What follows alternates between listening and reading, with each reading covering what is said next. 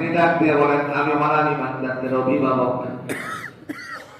তিনি বললেন, তাদেরকে অন্ধকার থেকে বের করে আলোর দিকে দিশারিত করে। তার মানে হলো আল্লাহ যার জন্য হয়ে যায়, যে বলেন তার কোনো সমস্যা আছে নাকি?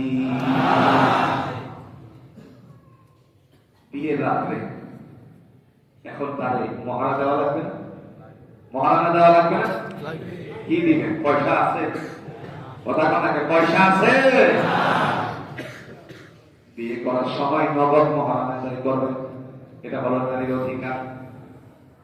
আর আমরা যারা মেয়ের বাবা এসেছি, আমরা আজকে প্রতিজ্ঞা করব, যে ছেলের কাছে বিবাহ দিব, সেই ছেলের আয় বুঝে তারপর মহারানা নির্ধারিত করব। কথা বলছেন তো? ছেলের আয় বুঝে মহারানা নির্ধারিত করবেন, যাতে করে নগদে দিয়ে দিতে পারে। আজকালের পরিস্থিতি হলো দিতে পারবে না 1 লাখ, তাহলে ধরে দিল 10 লাখ। কথা বল না কেন?